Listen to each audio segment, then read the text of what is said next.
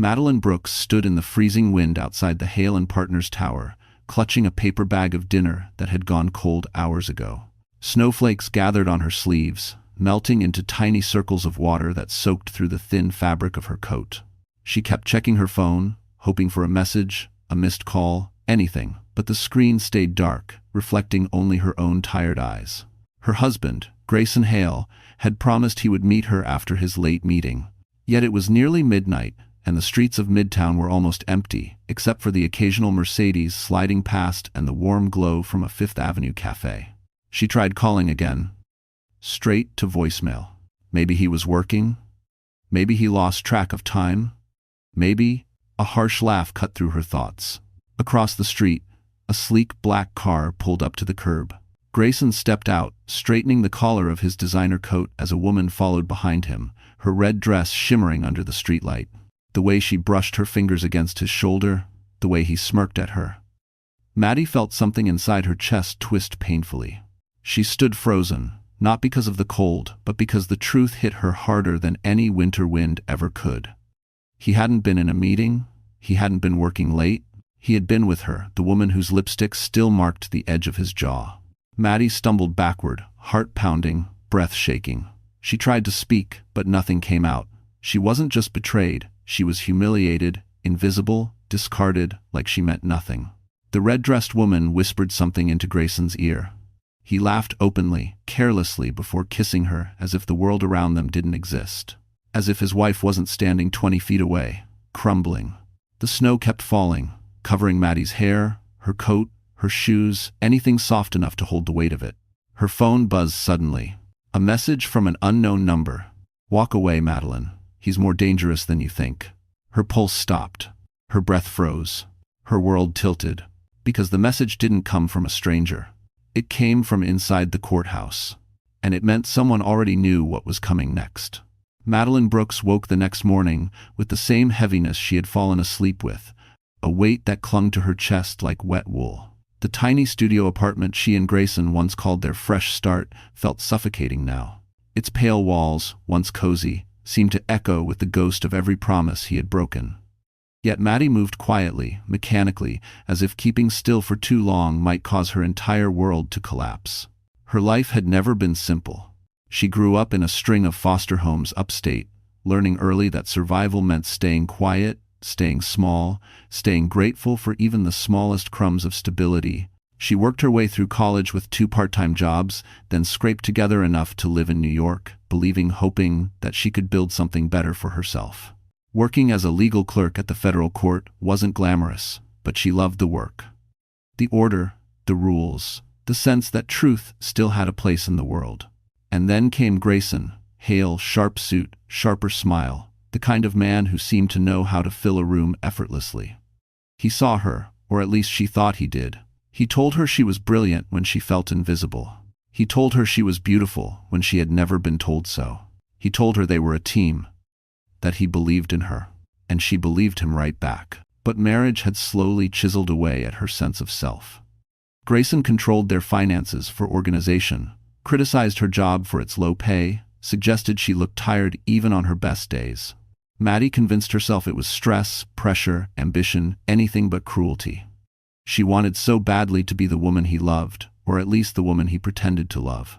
This morning, the bruising memory of last night, the red dress, the laughter, the kiss felt like a blade twisting deeper.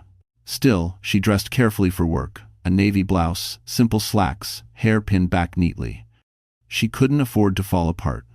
Not at the courthouse. Not with the reputation she had built piece by piece. On the subway ride to Manhattan, she kept replaying the message from the unknown number. "Walk away, Madeline. He's more dangerous than you think." She had considered deleting it, pretending it never existed. But the words burrowed into her mind, unsettling and strangely protective. When she arrived at the courthouse, the marble columns and gleaming floors greeted her with their usual indifferent grandeur. She swiped her badge, walked past the security checkpoint, and forced her breath to steady. Her supervisor, Mr. Larkin, handed her a stack of files without looking up. "You're assigned to Judge Kelmore's docket today," he said brusquely. "High-profile case. Don't make mistakes." She nodded, swallowing the sting. She rarely made mistakes. She simply wasn't the kind of person anyone bothered to notice. As she approached her workstation, she froze. On her desk was a folder stamped with a familiar name. Hale Innovations, Financial Misconduct Review. Her fingertips went cold. Grayson's company. His case. His lies. Her pulse pounded in her ears as she opened the file. The first page alone made her breath catch. Bank transfers she didn't recognize. Forged signatures she knew weren't legal. Documents she had never seen but that bore her initials. He hadn't just cheated on her. He had used her, framed her, set her up without her even seeing it. Her knees weakened, and she gripped the edge of the desk to stay upright. And then, as if the universe wanted to push her further, someone walked past behind her and murmured just loud enough. Poor thing, she still has no idea. Grayson Hale had always possessed a kind of charisma that made people lean in when he spoke. The kind that made waiters rush, investors nod, and women forget their better judgment. On the surface, he was everything New York admired: sharp, ambitious, impossibly polished. The kind of man whose presence could turn a conference room silent, whose confidence felt like gravity. But beneath that well-tailored exterior was a darkness Maddie had never wanted to see. When Grayson first launched Hale Innovations, he sold the narrative of a self-made tech visionary. Investors believed him. Business magazines adored him. He stood on stages with a wireless mic clipped to his collar, hands moving like a conductor as he talked about entrepreneurship, integrity, and revolutionizing finance with transparent technology. Yet transparency was the last thing he believed in. Every word he spoke on those stages was rehearsed, every statistic adjusted, every story bent just enough to shine the spotlight on himself. What no one knew, not even Maddie, was how deep his desperation ran. His entire empire was held together by loans stacked on lies, doctored reports, and falsified audits. When he realized his company was on the verge of collapse, he didn't rebuild. He covered. He created new shells, inflated profits, looped money through accounts under names that weren't his. Some signatures he forged, others he pressured people into signing. And one of those names, the one that made his hands shake the night he used it, was Madeline Brooks. He justified it to himself easily. Maddie was just a clerk. No one would look at her twice. No one would question her involvement. They'd assume she simply followed instructions. And if things ever went wrong, well, he could claim she misunderstood.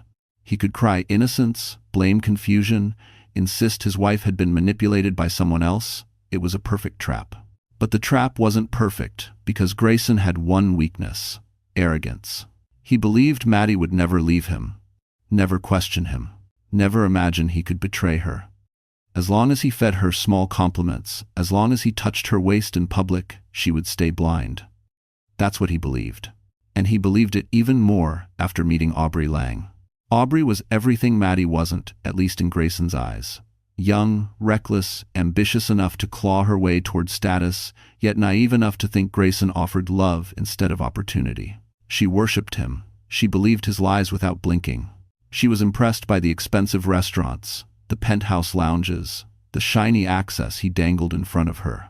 The first night they met, Aubrey's laughter echoed through a rooftop bar overlooking the Manhattan skyline. She leaned toward him with a manicured finger on his tie, whispering that he deserved better than a wife who held him back. Grayson didn't disagree. He liked being admired. He liked being wanted. And he liked that Aubrey never asked questions. Soon, he began spending more nights with Aubrey than with Maddie.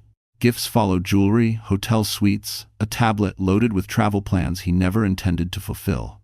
Aubrey became his escape, his distraction, his validation. But even Aubrey didn't know the full truth. She didn't know about the missing audit that could destroy him. She didn't know the federal investigation circling closer.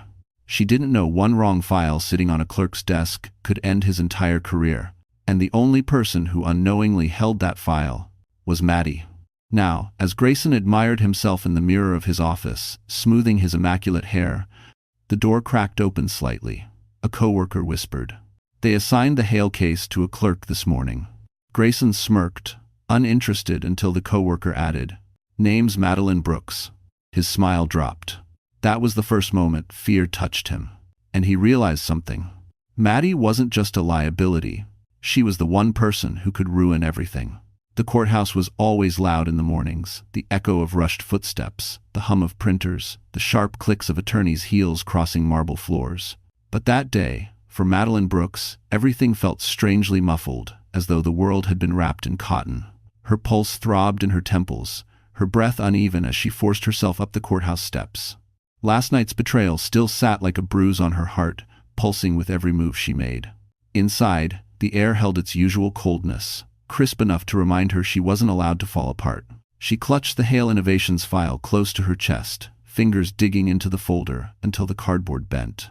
The elevators were packed, so she took the stairs, anything to avoid being trapped in a small space with her swirling thoughts. When she reached the clerk's office, her hands trembled. She tried to steady them by arranging her workspace, aligning pens, straightening paper stacks, anything to stop the shaking. But when she opened the file again, her stomach twisted. Her initials were stamped on a document she had never seen. A financial approval form. One with numbers that made no sense. Her name. Her signature. Her life inserted into something dark without her knowing. She swallowed hard, forcing down panic. She had to focus. Judge Kelmore expected precision. There was no room for mistakes. Just as she gathered the paperwork, a senior clerk, Janice, brushed past her. Janice had always been polite but distant, the way seasoned staff often were with newer hires. Today, however, she paused long enough to give Maddie an unreadable look. "You're assigned to courtroom 3, she said. "Big case. Don't get overwhelmed." Maddie nodded, though the tremor in her hands betrayed her. Courtroom 3 was already packed, reporters in the back, attorneys whispering, attention thick enough to taste. Cameras weren't allowed inside, but that never stopped the buzz. This was the kind of case that made headlines, the kind that determined careers, the kind that ruined people. She forced her steps to stay steady as she walked to the clerk's desk at the front of the room. A few attorneys glanced at her, some curious, some pitying. She ignored the stares until she reached the bench. Then she froze. Grayson Hale sat at the defense table. Perfect suit, perfect posture, perfect lie carved across his face. He didn't see her yet. Or maybe he did, and pretended he didn't. That was more like him. His attorney leaned close, whispering something that made him smirk. Maddie's heart hammered painfully. She gripped the desk so tightly her knuckles whitened. The prosecutor approached her quietly. "You're the clerk assigned to this case?" She nodded, trying to find her voice. "Yes, sir." He handed her a flash drive. "This contains the evidence we'll present today. Handle it carefully, it's sensitive." As she plugged the device into the court system, the first thumbnail preview popped onto the monitor. Small, grainy, but unmistakable. A hotel hallway. A man kissing a woman in a red dress. His hands on her waist. His face turned toward the camera. Grayson. Her husband. Her vision blurred. She blinked hard, but the image stayed. The prosecutor hadn't meant to show her anything private, but the universe had. Her lungs tightened. She fought for air. Before she could regain control, Judge Kelmore entered, and everyone rose. The courtroom rustled with movement, but Maddie barely felt her own legs lifting her upright. "Be seated," the judge said. Papers shuffled, voices lowered. The prosecutor began his opening remarks, but Maddie couldn't hear a word. Her pulse drowned everything out. Then, finally, Grayson looked up. His eyes met hers, and for the first time, she saw something she had never seen in him. Fear. Just a flicker, but real. Her hands slipped from the desk edge. The room tilted. Her breath stopped. Someone shouted, "She's fainting." And the last thing she heard before darkness swallowed her was, "Call emergency. The clerk is collapsing." The world did not go dark all at once. It flickered like a dying light bulb, struggling to stay alive, then blurred into long streaks of color. Madeline Brooks felt the courtroom slipping away from her, as though someone had reached inside her chest and pulled out the final thread holding her together. Gasps erupted from the gallery. Papers rustled. Chairs scraped against the polished floor. Somewhere far away, Judge Kelmore's gavel struck wood in rapid succession, but the sound was swallowed by the rush of blood pounding in Maddie's ears. She tried to speak, to breathe, to do anything except fall. But gravity claimed her. Her knees buckled first. Her fingers lost their grip on the desk edge. The prosecutor lunged forward, but he was a second too late. Maddie collapsed onto the marble floor, her cheek hitting the cold surface with a soft thud that echoed louder than any scream. "Maddie," Someone call medical. Move back. Give her space. Oh my God, is she conscious? The voices clashed and tangled above her, fading in and out like they were underwater. Her body felt impossibly heavy, as if weighed down by every moment she had ever stayed silent, every hurt she had ever swallowed.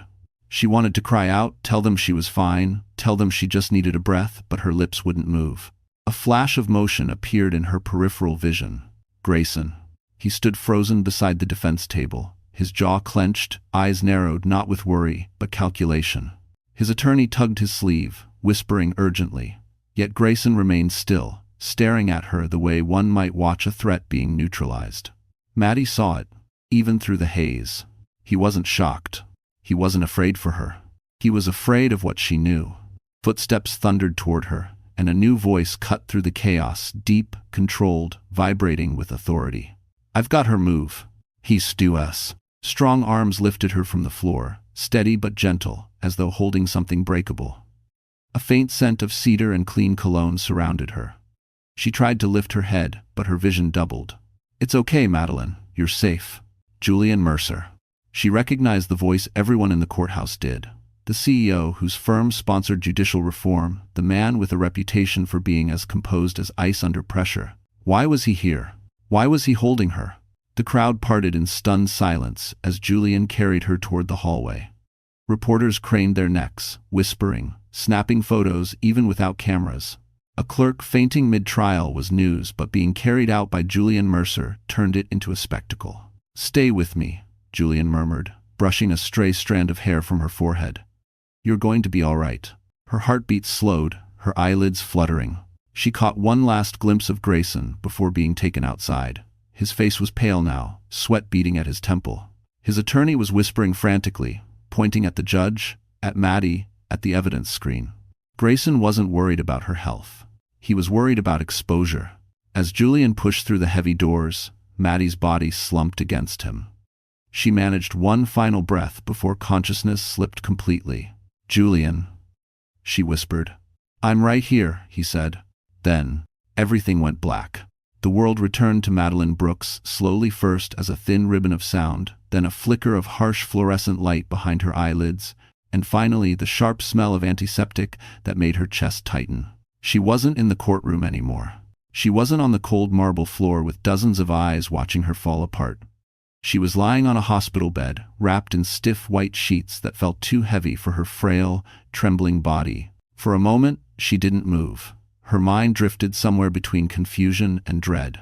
Then she heard the soft beeping of a heart monitor beside her, steady but fragile, like a reminder that she was still here, still alive despite everything threatening to pull her under. A nurse noticed her stirring and hurried over. Miss Brooks, you're awake. Just take it slow, okay? Madeline tried to sit up, but pain shot through her ribs, forcing her back against the pillows.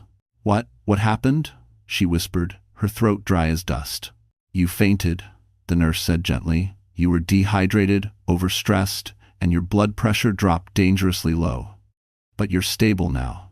Maddie blinked, trying to piece together fragments of memory, the courtroom, the video, Grayson's face, Julian's arms lifting her, but it all blurred into one dizzying wave. I need to get back to work, she murmured instinctively. The nurse gave her a look that was both sympathetic and firm. No, sweetheart, you're not going anywhere yet. And there's something you need to know. Maddie froze. The nurse took a breath, then said softly, You're pregnant. The words slammed into her like a physical blow. For a moment, the room tilted. No, Maddie whispered. That can't be right. We ran the tests twice, the nurse continued. You're in the early stages, but the pregnancy is fragile. Very fragile. You fainting wasn't just stress, your body is under severe strain. Maddie pressed a hand to her abdomen, shocked by how foreign the gesture felt. Pregnant. After all the heartbreak, after the betrayal, after the night she saw Grayson with another woman, how could life possibly form inside her now? A tear slipped down her cheek. She didn't even realize she was crying until it touched her lips. The nurse squeezed her hand. You're not alone, okay? The doctor will explain everything. 2017. And now. But the moment she stepped out, the room's silence grew cold again. Maddie didn't have time to process anything before the door opened once more. A tall figure entered, his presence commanding yet strangely gentle. Julian Mercer. He wore no coat, just a crisp white dress shirt with the sleeves rolled up, revealing forearms tense with restrained worry. "Maddie," he said quietly. "Thank God you're awake." She swallowed hard. "Why? Why were you there? Why did you help me?" He didn't answer immediately. Instead, he took the chair beside her bed and sat down, leaning forward slightly. His eyes held a depth she hadn't noticed before, something like anger, but not at her. "You collapsed in front of people who didn't care about you," he said. "Someone needed to." Maddie lowered her gaze. "I'm pregnant," saying it aloud made her voice break. "And I don't know what to do." Julian's jaw tightened. "I know," he said softly. "The doctor told me." "You knew before I did?" Her voice cracked. Julian hesitated, then nodded. "I stayed until they stabilized you," he admitted, "and the doctor thought you'd want someone nearby when you woke up." Maddie's breath hitched. "Grayson, did he come?" Julian's expression darkened, not with pity, but with certainty. "No," he said. "He never showed up." The last fragile piece of her heart shattered. And only then did Julian add, voice low, "You need to understand, Madeline. This wasn't an accident. Someone wanted you to break today." Julian Mercer had seen hundreds of people break in courtrooms, powerful CEOs who lost everything, white-collar criminals, realizing the handcuffs were real, families shattered by verdicts they never expected. But he had never seen someone fall the way Madeline Brooks did. Not with that mix of exhaustion, betrayal, and something deeper he couldn't yet name. The moment she collapsed, something inside him snapped with a clarity he didn't expect. He wasn't supposed to care. He didn't even know her. Yet here he was, sitting beside her hospital bed, long after visiting hours had ended. Maddie stared at him now, eyes glossy with confusion and fear. "Why are you doing this?" she whispered. "You don't even know me." Julian leaned back slightly, steepling his fingers as he chose his words carefully, something he rarely had to do. Most people feared his silence. But Maddie deserved honesty. "I know enough," he said quietly. "I know your husband is in serious trouble. I know someone used your name on documents that could bury you with him. And I know you fainted because the weight of all that was dropped on you without warning." Maddie closed her eyes as a tremor ran through her. "He framed me." The words tasted like poison. Why would he do that to me? Julian studied her, really looked at her. The thin hospital blanket couldn't hide how small she looked. Sleepless nights drew shadows under her eyes. Her shoulders curled inward the way people do when they've spent years trying to take up less space. He spoke softly. "Because you trusted him. That made you easy to use." Her breath hitched a soft, wounded sound that twisted something in his chest. She looked away. "I don't know what to do. I'm pregnant, and Her voice cracked. "I don't even know if I'm safe." And hesitated. Julian's expression changed, sharpening with a resolve she didn't expect. "I'm going to help you," he said simply. She shook her head weakly. "No, I don't want to drag anyone else into this mess." "You're not dragging me," Julian replied. "I'm stepping in." There was no arrogance in his tone, only calm certainty. Maddie didn't understand it. Men like Julian, wealthy, powerful, untouchable, didn't get involved with people like her. They didn't sit in hospital rooms, didn't wait for clerks to wake up, didn't speak as though someone else's survival mattered to them. "Why?" she whispered again. Julian hesitated. Not because he didn't know, because he wasn't sure how much she was ready to hear. "Finally," he said, "because Grayson Hale isn't just a cheating husband. He's under investigation by several agencies, including some I work closely with. And if he put your name on fraudulent documents," Julian leaned forward, meeting her eyes, "he didn't just betray you. He made you a target." Maddie felt the blood drain from her face. "A target?" He nodded. "If the investigation heats up, someone will try to make you take the fall. Someone already sent you a warning." "And Grayson?" He exhaled slowly. "Grayson will throw you to the wolves the moment it benefits him." Silence filled the room, thick, heavy, suffocating. Then Julian added, voice low but firm, "You're going to need protection. And a lawyer, a very good one." Maddie gave a broken laugh. I can't afford that." Julian didn't blink. "I didn't ask if you could." For the first time, Maddie looked at him fully. Really looked and saw not a CEO, not a courtroom powerhouse, but a man who had made a decision long before she woke up. A decision that involved her. Julian stood, adjusting the sleeves he'd rolled up earlier. Rest tonight. Tomorrow, we start fixing your life. She stared at him, stunned. Why are you helping me? She whispered, one last time. Julian paused at the door. Because someone should have helped you a long time ago. He glanced back, eyes steady. And because Grayson Hale has no idea who he's about to be up against. Thanks for watching. Julian Mercer had seen hundreds of people break in courtrooms, powerful CEOs who lost everything, white-collar criminals realizing the handcuffs were real, families shattered by verdicts they never expected. But he had never seen someone fall the way Madeline Brooks did. Not with that mix of exhaustion, betrayal, and something deeper he couldn't yet name. The moment she collapsed, something inside him snapped with a clarity he didn't expect. He wasn't supposed to care. He didn't even know her. Yet here he was, sitting beside her hospital bed, long after visiting hours had ended. Maddie stared at him now, eyes glossy with confusion and fear. Why are you doing this? She whispered. You don't even know me. Julian leaned back slightly, steepling his fingers as he chose his words carefully, something he rarely had to do. Most people feared his silence. But Maddie deserved honesty. I know enough, he said quietly. I know your husband is in serious trouble. I know someone used your name on documents that could bury you with him. And I know you fainted because the weight of all that was dropped on you without warning. Maddie closed her eyes as a tremor ran through her. He framed me. The words tasted like poison. Why? Why would he do that to me? Julian studied her, really looked at her. The thin hospital blanket couldn't hide how small she looked. Sleepless nights drew shadows under her eyes. Her shoulders curled inward the way people do when they've spent years trying to take up less space. He spoke softly. Because you trusted him. That made you easy to use. Her breath hitched a soft, wounded sound that twisted something in his chest. She looked away. I don't know what to do. I'm pregnant, and Her voice cracked. I don't even know if I'm safe. Julian's expression changed, sharpening with a resolve she didn't expect. I'm going to help you, he said simply. She shook her head weakly. No, I don't want to drag anyone else into this mess. You're not dragging me, Julian replied. I'm stepping in. There was no arrogance in his tone, only calm certainty. Maddie didn't understand it. Men like Julian, wealthy, powerful, untouchable, didn't get involved with people like her. They didn't sit in hospital rooms, didn't wait for clerks to wake up, didn't speak as though someone else's survival mattered to them. Why? She whispered again. Julian hesitated. Not because he didn't know, because he wasn't sure how much she was ready to hear. Finally, he said, because Grayson Hale isn't just a cheating husband. He's under investigation by several agencies, including some I work closely with.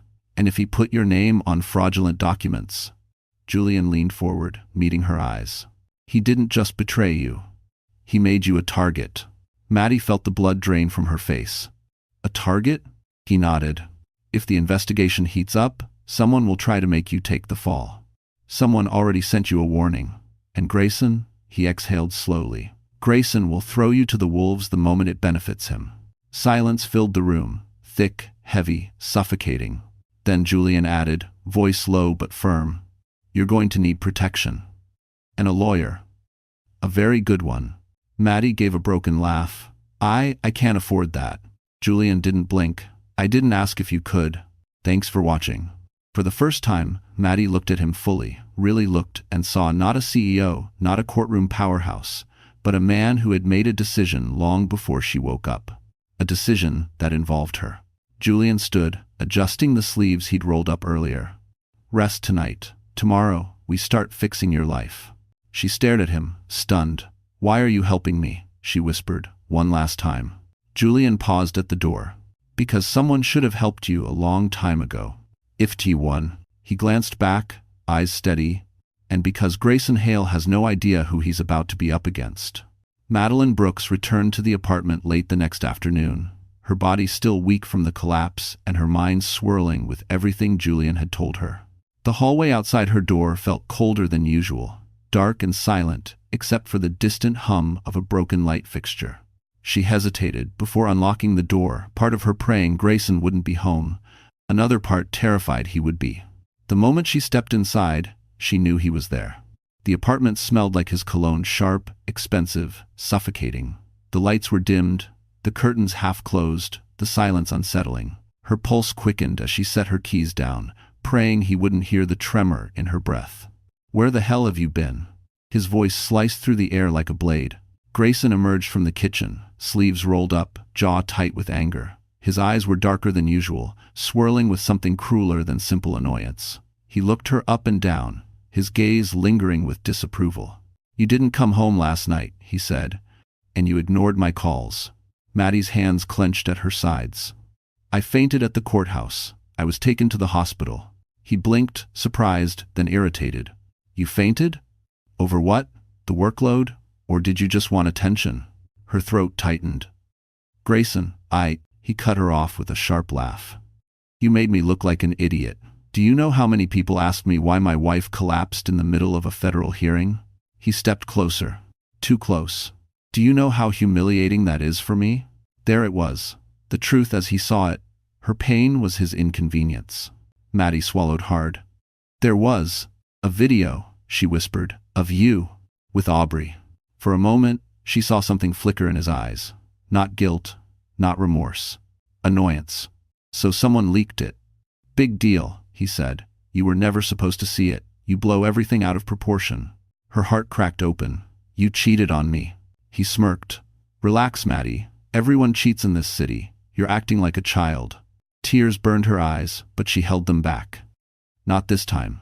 Not in front of him." "I'm pregnant," she whispered. The room froze. Grayson stared at her, expression unreadable until a cold, sharp smile curled at the corner of his mouth. "No," he said. "You're not." Her breath caught. I am. The doctors." "No," he repeated, stepping closer. "You're not keeping it." She stumbled backward. "This is my decision. Our baby." Grayson's voice dropped to a chilling calm. "Maddie, do you have any idea what will happen if that pregnancy becomes public?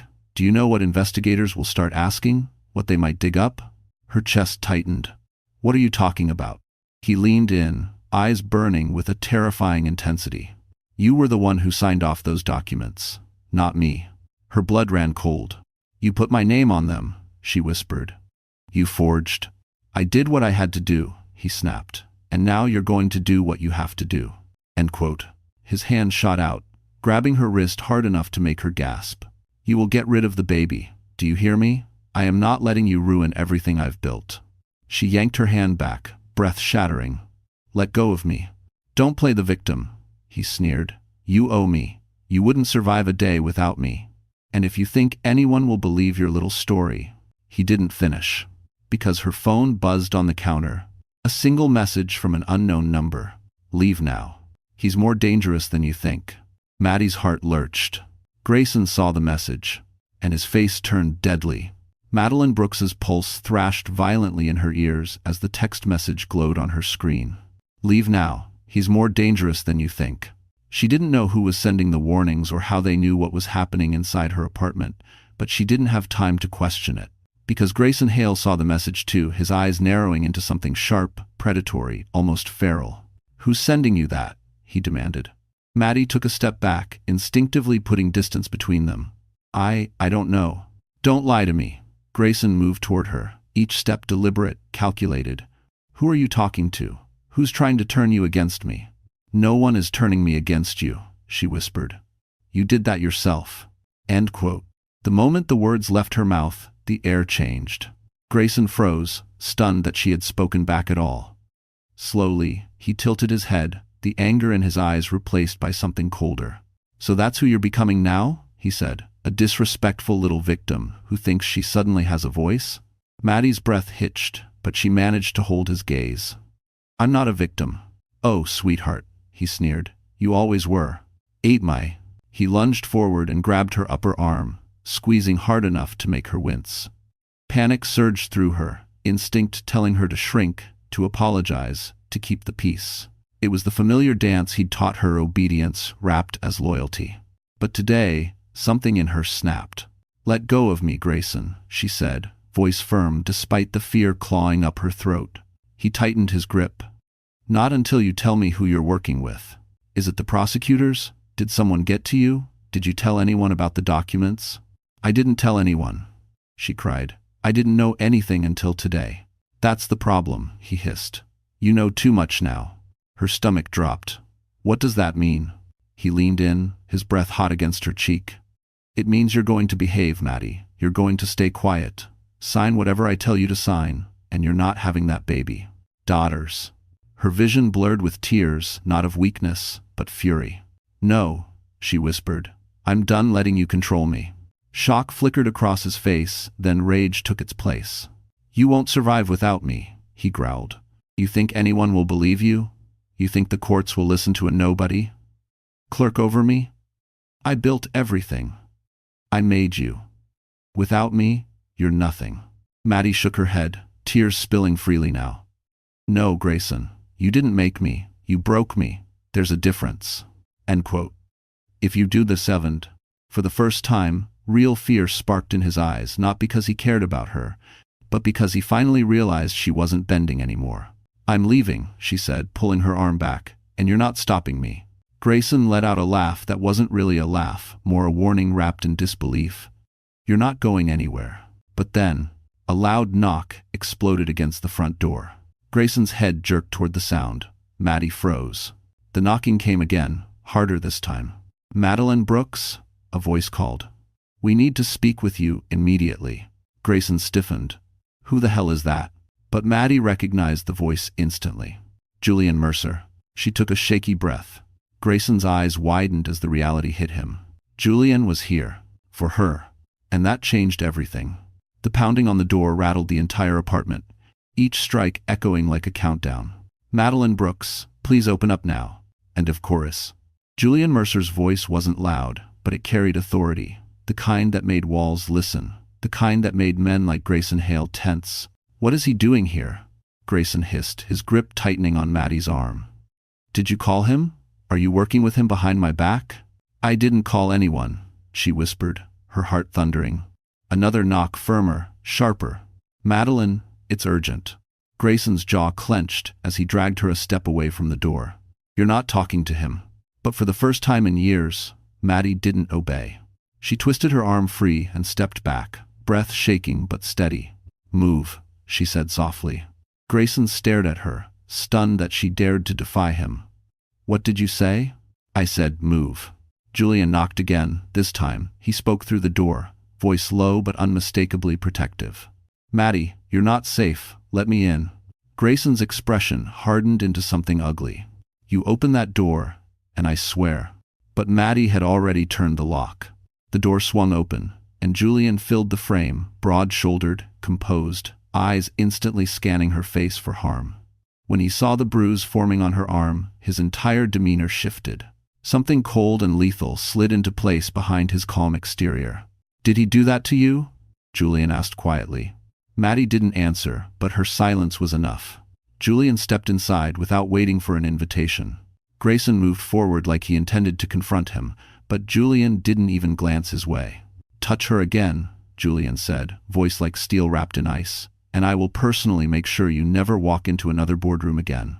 Grayson scoffed. You think you can storm into my home and threaten me? You don't know who you're dealing with. Julian's eyes finally met his, and the shift in Grayson's face was immediate. Gone was the cocky arrogance. In its place, uncertainty, because Julian wasn't bluffing. And Grayson knew it. I know exactly who you are, Julian said, and I know what you've done. Something flickered in Grayson's expression, fear. Julian turned to Maddie. Get your things. You're leaving. Grayson exploded. She's not going anywhere. Yes, Julian replied calmly. She is. Maddie hesitated only a moment before grabbing a small duffel bag. Her hands shook as she stuffed inside whatever she could reach, phone charger, wallet, a few clothes. The apartment suddenly felt like a prison she'd been trapped in for years without realizing it. Grayson stepped toward her. You walk out that door, Maddie, and everything falls apart. You won't survive without me. You think he's saving you? He'll toss you aside once he's done using you. Julian stepped between them, blocking Grayson completely. You've used her long enough. It's over. Grayson's voice dropped, venomous and low. She's carrying my child. Julian didn't flinch. And that is precisely why she needs protection. Maddie inhaled sharply, her grip tightening around her bag. Julian motioned toward the hallway. Let's go. As they walked toward the door, Grayson spat out one last warning. You think you can hide her? You have no idea what I'm capable of. Julian looked back over his shoulder, expression unreadable. Oh, I do, he said. That's why I'm 3 steps ahead of you. Presender. And then, as Maddie crossed the threshold, Julian placed a reassuring hand on her back. Starting now, he said softly, we take control. The safe house Julian brought Maddie to wasn't really a house. It was a private luxury apartment owned by Mercer Capital, perched on the 34th floor overlooking Park Avenue. Floor-to-ceiling windows washed the room in gold light, and the silence felt almost unreal compared to the chaos Maddie had just escaped. Still shaken, she sat on the edge of the sleek leather sofa, her duffel bag clutched to her chest. Julian stood across the room, speaking quietly on his phone, his voice calm, precise, all business. A sharp contrast to the storm inside her. She didn't know how long he spoke, but when he finally hung up, he turned toward her with that steady gaze she was beginning to rely on. You're safe for now, he said, but things just got more complicated. Maddie swallowed hard. What do you mean? Julian walked over and handed her a glass of water. Someone reached out to me this morning before I came to find you. Someone? She echoed. Aubrey Lang. The name hit Maddie like a slap. The red dress, the lipstick, the woman who kissed Grayson under the streetlight as if Maddie didn't exist. What does she want? Maddie whispered. To save herself, Julian said, and to destroy him. Before Maddie could respond, Julian's phone vibrated. He glanced at the caller ID, then met her eyes. Speak of the devil. He answered and put the phone on speaker. A shaky voice filled the room. Julian, are you alone? Yes, he replied, and Maddie is here. A beat of silence crackled through the line. Then, Maddie, I'm so sorry. The apology didn't feel sincere. Aubrey didn't sound like someone ashamed. She sounded like someone terrified. What do you want? Maddie asked quietly. Aubrey inhaled sharply. Grayson is losing control. He thinks you're going to turn on him. I heard him on the phone this morning. He's trying to blame you for everything. He's already told people you forged documents behind his back. Maddie's stomach twisted. I didn't even know about them. He doesn't care, Aubrey said. He just needs someone to sacrifice, and you're the easiest. Julian stepped closer to the phone. What do you have for us, Aubrey? There was rustling on the other end, like she was pacing. I have proof. Emails, recordings, conversations he didn't know I heard. He told me he put Maddie's name on the forms because she's disposable. His words, not mine. Maddie felt her breath catch pain, humiliation, anger, all swirling in one crushing wave. Aubrey continued, her voice dropping lower. And there's something else, something big. Julian's eyes narrowed. Go on. Grayson didn't just falsify documents. He funneled investor money through offshore accounts, millions.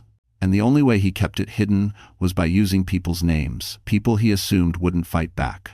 Maddie whispered, People like me. Yes, Aubrey said softly. And he did it before. You're not the first, just the one he thought he could control completely. Julian's jaw clenched. Send everything you have. Now. I will, Aubrey said. But Julian, he knows I'm scared. If he finds out I talked to you, he won't. Julian cut in, firm. You're under my protection now. 2024. Aubrey let out a shaky breath. Then I'll send the files within the hour. And Julian? Yes? Don't let him get near Maddie again. He's not just panicking, he's dangerous. The call ended, leaving a heavy stillness in the room. Maddie stared at the phone as if it might burst into flames. She helped him destroy my life, she whispered. Why would she help now? Julian sat beside her, voice low. Because Grayson Hale only loves one thing, his empire. And when men like him feel it slipping away, they become monsters. He turned to face her fully. And now, Maddie. His eyes burned with quiet fire. We finally have the weapon to bring him down. Night had already settled over Manhattan, painting the city in streaks of gold and shadow, when Julian and Maddie sat together in the living room of the safe apartment. The atmosphere was tense, not chaotic, not loud, but heavy, in a way that made Maddie's hands tremble slightly as she waited for the files Aubrey promised. Julian glanced at his phone every few minutes, jaw clenched with barely restrained anticipation. He wasn't nervous. Julian Mercer didn't do nervous. But there was something in his eyes, a sharpened alertness that told Maddie the next few moments mattered more than anything before. Finally, his phone buzzed. A single email notification. Aubrey Lang. Subject: everything. Julian opened the attachments. The room fell silent. Several audio recordings. Dozens of screenshots. A spreadsheet of offshore transactions. Copies of falsified forms, some with Maddie's forged signature, others tying Grayson directly to illegal transfers. But one document made Julian still completely. A folder labeled MB Primary Asset. Maddie leaned in. What? What does that mean? Julian clicked the file open. The document was a blueprint, a full schematic of how Grayson planned to use Maddie as the central scapegoat in a massive fraud defense. It listed her job title, vulnerabilities, psychological profile, access points to federal records, and even her medical history. He had studied her, plotted around her life, turned her existence into a weapon. Maddie's blood ran cold. He wrote all this? Julian's face darkened. This isn't just preparation, this is orchestration. He built his defense around blaming you months ago. Maddie pressed a trembling hand to her mouth. He always knew the company would collapse, and instead of fixing it, he planned to throw me in front of the fire. Julian scrolled further and then stopped again, expression tightening. A timeline. Detailed. Chilling. 6 months earlier. Introduce Maddie's name into financial documents.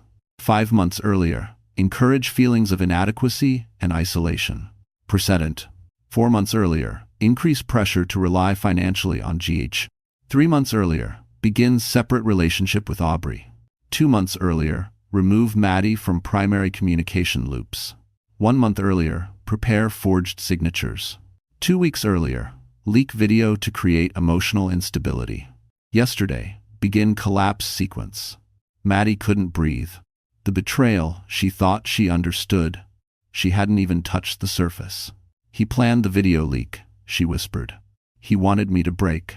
Julian nodded grimly. Yes. He wanted you distracted, unstable, discredited. He needed the court to see you as unreliable. Her vision blurred with tears.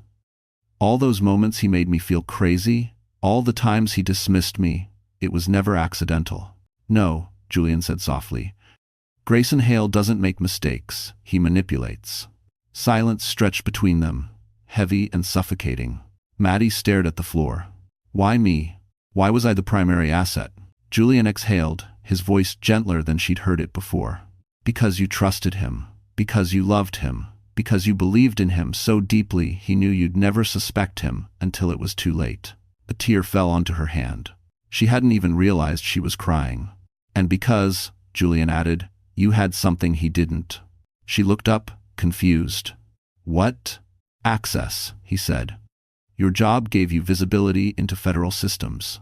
He needed someone inside the courthouse, someone clean, someone who looked harmless. Maddie covered her face, shoulders shaking. I was nothing but a tool to him. Julian gently took her wrists, pulling her hands away so she had to meet his eyes. Madeline, he said quietly, you were never nothing. He chose you because he knew you were smarter than he was, kinder than he was, more trusted than he was. Everything he lacks, you have. She blinked through tears, breath trembling. I feel like my whole life was a lie. Julian's voice lowered, calm but fierce. It was a lie he built, not a life you built. She stared at him, waiting for the final truth. Julian tapped the last document. Get ready, Maddie. Her heart stilled. Because now we have enough evidence, he said, eyes burning with purpose, to bury Grayson Hale for good. Madeline Brooks had spent most of her life trying not to be noticed. She spoke softly, dressed modestly, and apologized even when she hadn't done anything wrong. But after the files Aubrey sent, after learning she had been mapped, studied, and weaponized by the man she loved, something inside her cracked open, and something new began to rise. The next morning, Julian escorted her into one of the conference suites inside Mercer Capital's private offices. It wasn't an interrogation room or a war zone, but it felt like one.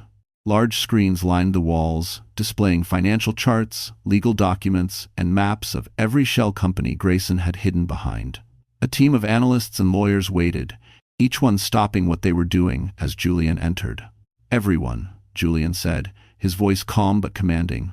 This is Madeline Brooks. She's not a witness. She's not a bystander. She's our key partner from this point on." The words stunned her. No one had ever introduced her with respect, let alone authority. A woman with auburn hair and square glasses approached. "I'm Lila, your legal liaison. We'll walk you through every step." A stylist, yes, an actual stylist, entered with a garment bag. Mr. Mercer requested a professional wardrobe fitting for upcoming proceedings. Maddie blinked. "For me?" Julian nodded. "You're going to be in public hearings soon. You need to feel strong, not cornered." If it read her instinct was to shrink back, to say she didn't need any of this, but the old Maddie was fading, piece by piece. Instead, she inhaled deeply. "Okay, let's start." Lila sat her down with a tablet. "We reviewed every document Grayson forged. You didn't just stumble into this. You were targeted because you're trusted at the courthouse." Another attorney added, "That makes you credible in front of any judge." Credible. Another word she never thought would be used for her. As the team continued briefing her, Maddie realized something else. She understood more than she expected. Her years working in the legal system weren't meaningless. She caught inconsistencies others missed, traced timelines faster than junior analysts, and explained court procedures with clarity. At one point, Julian watched her with something like surprise. "You're remarkable," he murmured. Grayson underestimated the wrong person. Heat rose to her cheeks, embarrassment, not shyness. She wasn't used to praise without strings attached. Then came the physical transformation. The stylist led Maddie into a private room and unzipped the garment bag. Inside were outfits she had never imagined wearing, sleek lines, subtle elegance, strength woven into fabric. Maddie ran her fingers over a tailored navy dress, structured at the shoulders, commanding in presence. "It's powerful without being loud," the stylist said. "Just like you." N20. Maddie stared at her reflection in the mirror as the dress slid into place. Her posture straightened. Her eyes sharpened. She looked capable. She looked like someone who could walk into a courtroom and not tremble. She looked nothing like the woman Grayson had tried to break. Julian knocked lightly before entering. When he saw her, he paused mid-step.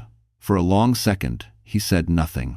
Then quietly, "You look like you finally see yourself." Her throat tightened. "I don't recognize this person." "You will," he said. She was always there. A warmth spread through her, a strength she didn't know she still had. But the moment was interrupted when Julian's phone buzzed. He checked the screen, and his expression hardened instantly. "What is it?" Maddie asked. Julian exhaled slowly. "It's Grayson," he said.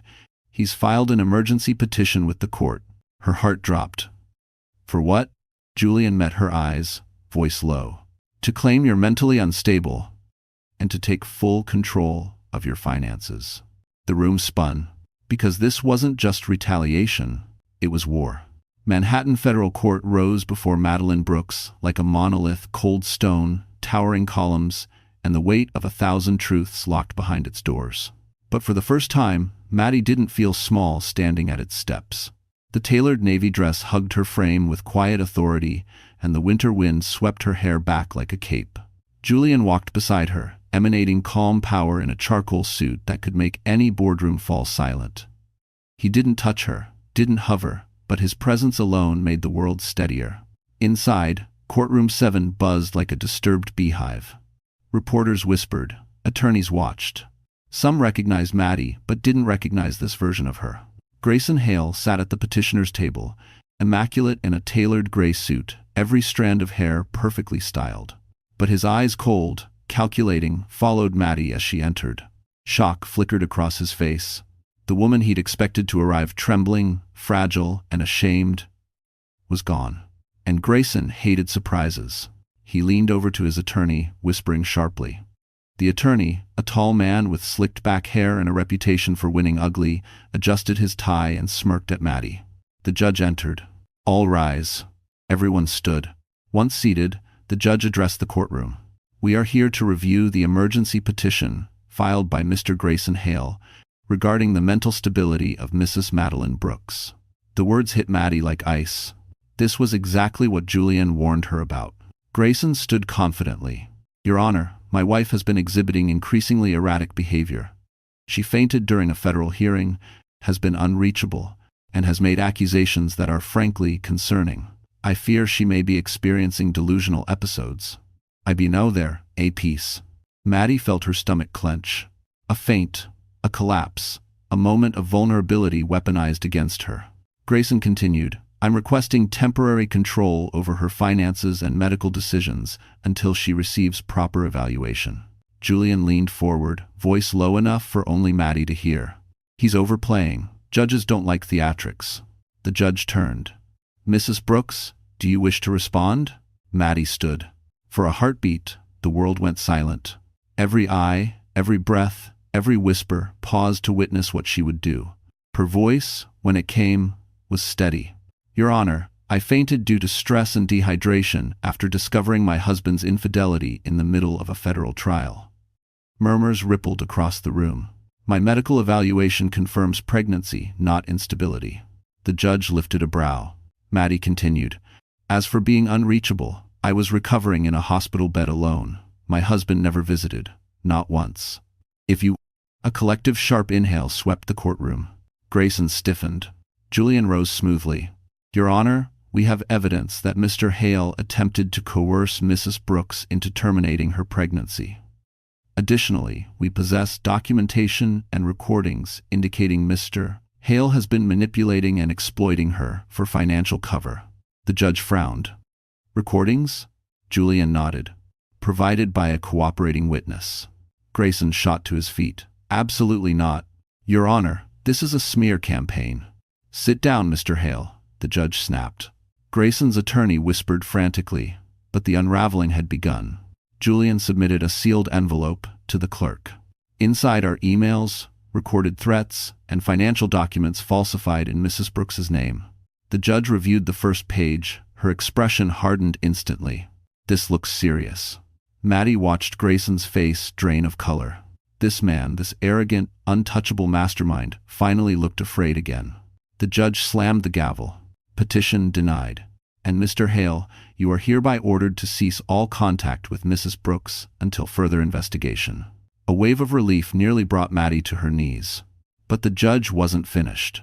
This court will open a deeper inquiry into Mr. Hale's financial practices. Proceedings begin Monday. End quote. Julian placed a reassuring hand at the small of Maddie's back as they prepared to leave. But before they reached the door, Grayson hissed under his breath. This isn't over, Madeline. Maddie turned no tremor, no fear. No, she said softly. It's just beginning. The Mercer Capital War Room was dim except for the soft glow of screens lining the walls. Julian stood at the center table, sleeves rolled up, eyes fixed on a set of audio files Aubrey had just sent. Maddie sat across from him, her posture straighter than before, though her hands were clasped tightly in her lap. Are you ready? Julian asked gently. She nodded. I need to know everything. No more being in the dark. Julian clicked the first recording. Aubrey's voice came through shaky, nervous, recorded in secret. Grayson, why didn't you tell her about the hotel? About that night? Then Grayson's voice cold, amused, dripping arrogance. Because she doesn't matter, and she never will. Maddie flinched. Julian paused the audio. Are you okay? Yes, she said quietly. Play the rest. The next recording began. Aubrey sounded angry, almost frantic. You drugged her, Grayson. She could have died. Maddie froze. What? Julian's eyes widened, but he said nothing, letting the recording continue. Grayson's tone sharpened with annoyance. Relax. It was just enough to keep her asleep, so I could get the documents signed. She was so out of it, she didn't even know what she touched. Stop overreacting. Maddie's blood ran cold. He drugged me. He drugged me. I'm going to be sick, she whispered, pressing a trembling hand to her mouth. Julian stood, rounding the table to kneel beside her. Maddie, you didn't sign anything. He tried to make it look like you did, but these files prove you were unconscious. Tears blurred her vision. But he drugged me. I thought I was just exhausted. I thought it was my fault. It was never your fault, Julian said softly, gripping her hands.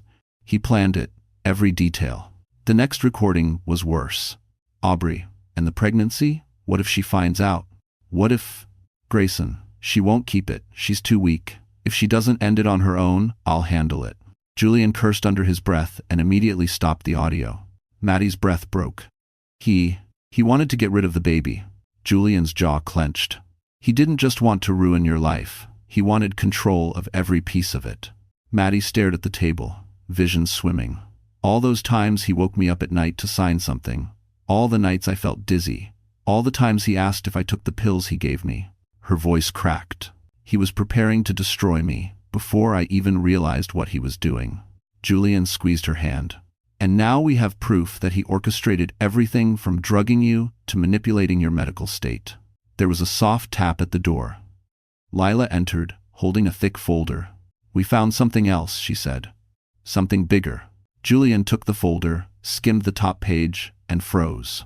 Maddie, he said carefully, these aren't just fraudulent documents. These are federal-level falsifications. If we present these in court, it won't just ruin Grayson. 8. He looked up, eyes burning with intensity. It will end him. Maddie swallowed hard. Fear and relief tangled inside her, warring with each other. What do we do now? She asked. Julian closed the folder. We take this to Judge Kelmore. Tomorrow. Her heart pounded. Won't Grayson retaliate? Julian stood, jaw set with iron resolve. He already has. Now it's our turn. Maddie rose slowly, her legs trembling but determined. She wasn't the fragile woman who collapsed in a courtroom anymore. She wasn't the wife who begged for scraps of affection. She was walking into battle with truth as her weapon. Julian handed her the folder. You're ready? She nodded. But just as she reached for the door, Julian's phone pinged with a notification. He glanced at the screen, and his expression darkened. What is it? Maddie asked. He turned the phone so she could see. A message from an unknown number. Grayson knows what you found, and he's coming. The elevator ride up to the safe apartment felt unbearably long. As soon as the doors opened, Julian placed a firm hand on Maddie's back and guided her inside. He checked every lock, every window, every blind, his movements crisp, controlled, but edged with quiet urgency. Maddie watched him, her pulse still racing from the message. Grayson knows what you found, and he's coming. She pressed a hand to her abdomen, overwhelmed by fear for herself and the fragile life growing inside her. Julian, what if he actually comes? What if he tries to? He won't touch you. Julian's voice was low, certain. Not while I'm here. He stepped closer, gently taking her trembling hand. Sit, breathe. She sank onto the sofa, burying her face in her palms. I don't understand how my life collapsed so fast. Last month I was just trying to make my marriage work, trying to be useful, trying to be enough. Julian sat beside her, but not too close, like he understood she needed space, yet still needed someone near. Maddie, he said quietly, you were never the problem. Grayson saw your goodness and turned it into something he could control. Men like him feed on trust. But that doesn't mean your trust was wrong. It means he didn't deserve it. Her shoulders shook. I feel stupid. You weren't stupid, Julian replied. You were loyal, and that's not a flaw. Is a day. She swallowed hard, tears threatening. I didn't realize how lonely I felt until you were there in the courtroom. Until you carried me out like I mattered. Julian's jaw tightened, and he looked away for a moment, almost as if he were hiding something raw. You do matter, he said at last. You mattered before today. You mattered long before you ever met me. Silence settled between them, a soft, fragile silence neither wanted to break. Finally, Julian spoke again, his voice low. There's something you don't know about me. Something I didn't tell you earlier because I didn't want you to think I was interfering. Maddie frowned, wiping her eyes. What is it? Julian leaned back, exhaling. I've been watching Grayson's company for months. Not you, his company. I suspected fraud long before you fainted in that courtroom. I knew someone inside was being used without their consent. I just didn't know it was you. Her breath caught. So you were already investigating him, before all of this happened. Yes. His eyes softened. But after I saw you collapse, it stopped being just an investigation. She stared at him, heart aching in a way she didn't understand. Julian continued, I lost someone years ago. A woman I cared about. She was caught in someone else's crimes, and I didn't get there in time to protect her. Maddie's chest tightened. Julian, I'm so sorry. He shook his head. I'm telling you because I want you to understand something. I won't let that happen again. Not to you. Her breath trembled. Why me? Why do you care so much? He didn't look away this time. Because when I saw you on that courtroom floor, I felt the same fear I felt the night I lost her. And I realized, his voice dropped to a whisper, I wasn't afraid of losing a witness. I was afraid of losing you. A soft knock suddenly jolted them both upright.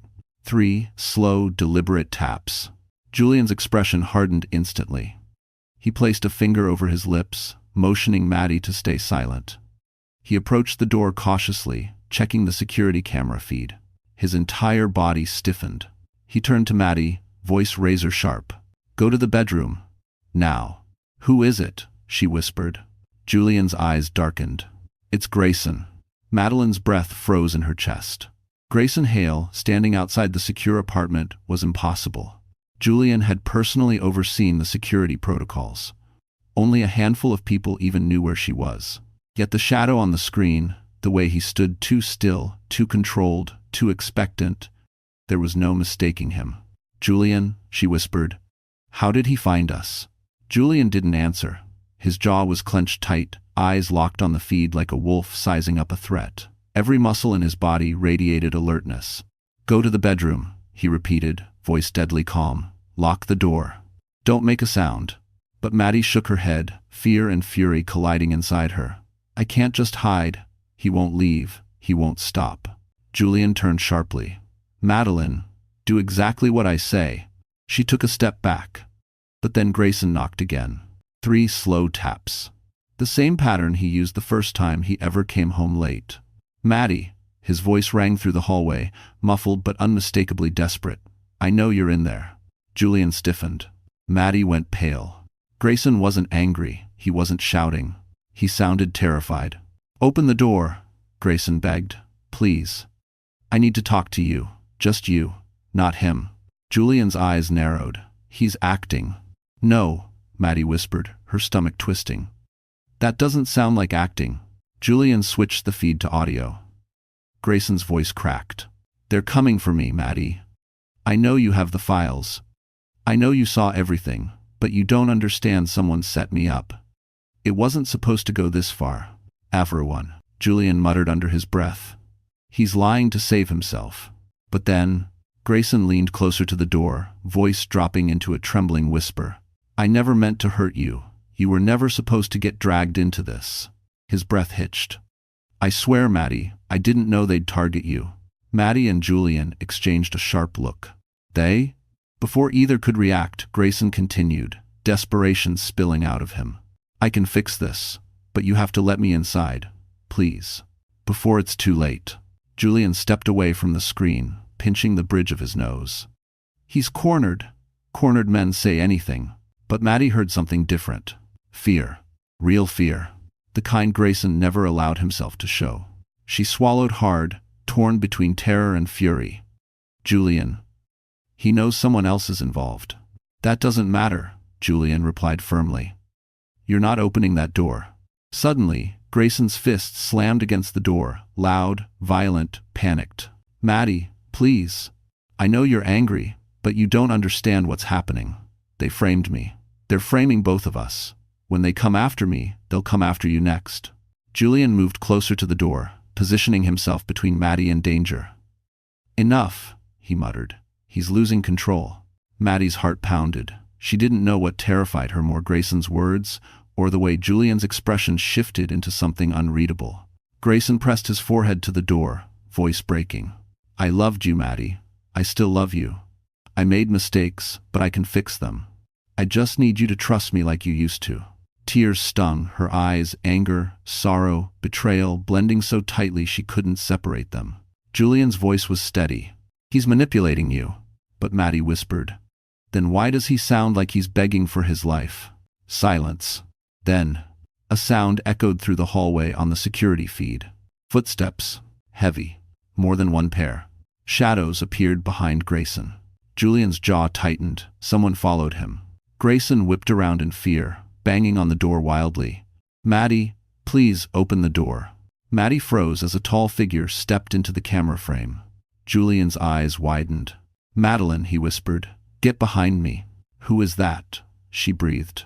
Julian's voice dropped to a chilling murmur. That's not one of ours. If you can't know. On the screen, the unknown man reached for Grayson, and Grayson screamed.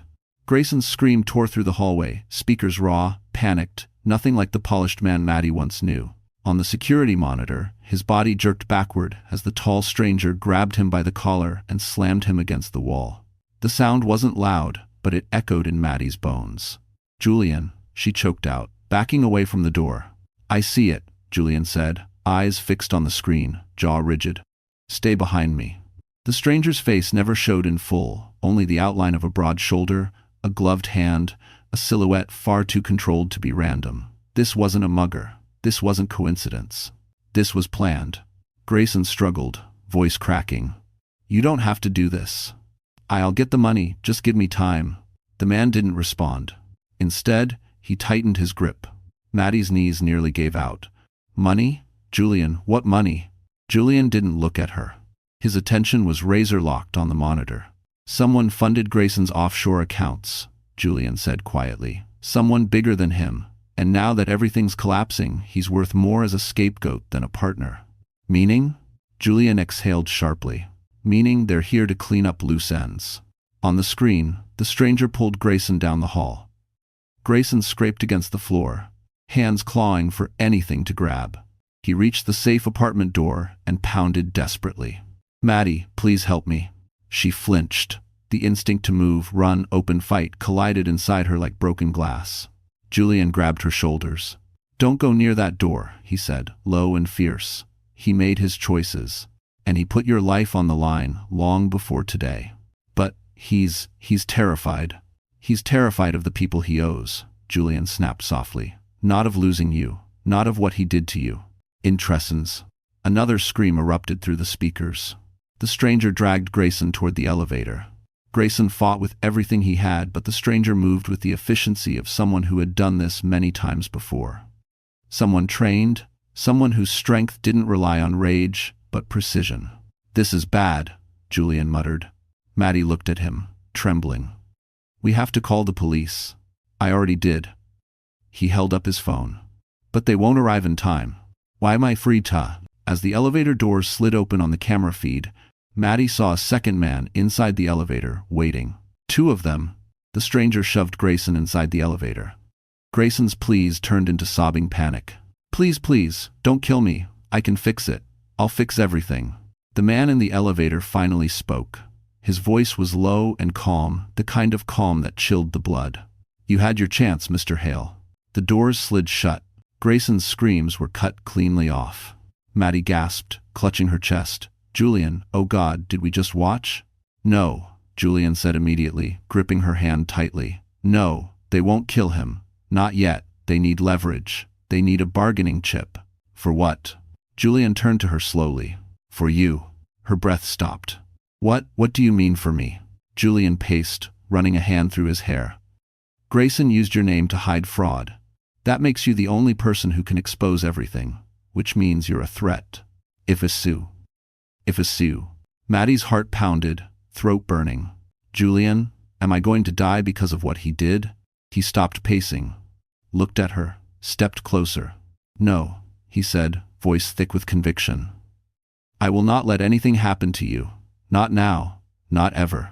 Her breath shook. But Grayson is out of the picture for now, Julian said. But whoever took him, they're coming for the files next. And we have them. A cold realization washed over her. They're coming for us. Experience. Julian didn't deny it. Instead, he picked up his phone, dialed a number, and spoke with deadly clarity. Activate protocol Blackline. We're moving. Maddie stared at him, heart racing. Where are we going? Julian lifted his coat, eyes burning with protective fire. Somewhere Grayson never could. Where? She whispered. Julian held out his hand. To the only place we can end this. The courtroom felt different this time, sharper, colder, heavier with expectation. Reporters packed the benches, whispering Maddie's name as she walked toward the front. Flashing eyes tracked her every movement. But she didn't shrink, she didn't tremble. The navy dress hugged her figure with quiet authority. Her hair was pinned back with deliberate precision. And Julian walked beside her like a silent shield, his presence adding gravity to every step she took. Today was not about fear. Today was about truth. Judge Kelmore entered, and the room rose. When everyone sat again, the clerk announced, "Case, United States versus Grayson Hale." A ripple of anticipation swept through the courtroom as federal agents escorted Grayson in through a side door. He looked nothing like the polished executive Maddie once loved. His suit was wrinkled, his hair unkempt, wrists cuffed, eyes hollow from a night of running, begging, and bargaining for survival. For a moment, he scanned the room and found her. Maddie stayed still. He opened his mouth, maybe to plead or to manipulate, but an agent pushed him into a chair, ending any hope he had of regaining control. The prosecution began by presenting the forged documents, each bearing her falsified signature. The room buzzed with outrage when the audio recordings played. Aubrey's trembling voice, Grayson's cold confessions, his plan to drug Maddie, his intention to destroy her utterly. Then came the offshore accounts, the laundering trails, the timeline. Piece by piece, the monster he had built unraveled. Grayson erupted. "This is fabricated. All of it. She's framing me. That woman, she betrayed me." Judge Kelmore slammed her gavel. "Silence, Mr. Hale." But Grayson kept going. "She set me up. Julian Mercer set me up. You think she's innocent? She's nothing without me." Julian remained still, hands folded, expression unreadable. Maddie slowly stood. Her attorney nodded encouragement from her side. Judge Kelmore turned toward her. "Mrs. Brooks, you may speak." Maddie felt her heartbeat soar. Fear, memory, rage, but she took a breath and let the weight of every scar steady her voice. "I believed in my husband," she began. "I trusted him. I supported him. And he used that trust to destroy me. He drugged me. He stole my name. He forged my signatures and planned every step of my downfall." Gasps rippled across the courtroom. Grayson shifted wildly in his seat. "I didn't know what he was doing," Maddie continued, her voice stronger now. "I didn't know the danger I was in. I only knew something was wrong when I fainted in court. But that collapse saved my life. Because it forced the truth into the light." She turned to Grayson. "You didn't expect me to stand up, did you? You didn't expect me to fight back. You made me small for years so I wouldn't see how powerful I could be." Grayson shook his head violently. "Maddie, stop, please." But she didn't. "You don't get to beg," she said softly. "Not after everything you took from me." Judge Kelmore's voice cut in, firm and unwavering. "Thank you, Mrs. Brooks. You may sit." The room exhaled as Maddie returned to her seat. Grayson lunged forward in a last desperate attempt to speak. "Maddie, you love me, you—" Agents pinned him down. Judge Kelmore reviewed the final documents carefully. Then, "This court finds sufficient evidence to proceed with all charges. Mr. Hale, bail is denied. You will remain in federal custody pending trial." Gasps filled the room. Grayson collapsed into his seat, defeated, broken. Maddie felt her chest tighten, but this time, it wasn't pain. It was release. Julian leaned close, voice low. "You did it." "No," she whispered, eyes never leaving Grayson. "He did this to himself." The gavel struck, and the world Maddie once feared finally shifted in her favor. When the courtroom emptied and the last echo of the gavel faded, Manhattan felt different to Madeline Brooks. The wind outside was still sharp, the taxi horns still impatient, the city lights still relentless, but for the first time in years, she felt none of it pressing on her chest. She walked down the courthouse steps with Julian beside her, not as a frightened clerk, not as a woman broken by betrayal, but as someone who had survived the fire and stepped out the other side still standing. Stronger, whole, free. Reporters shouted her name, cameras flashed, microphones pushed toward her, but Julian raised a hand, shielding her from the storm. "No questions today," he said firmly. "Mrs. Brooks needs peace." She almost laughed. Mrs. Brooks. That name wouldn't belong to Grayson anymore. Soon, the divorce would be finalized. Her life would be her own. As they reached the black sedan waiting at the curb, Julian opened the door for her.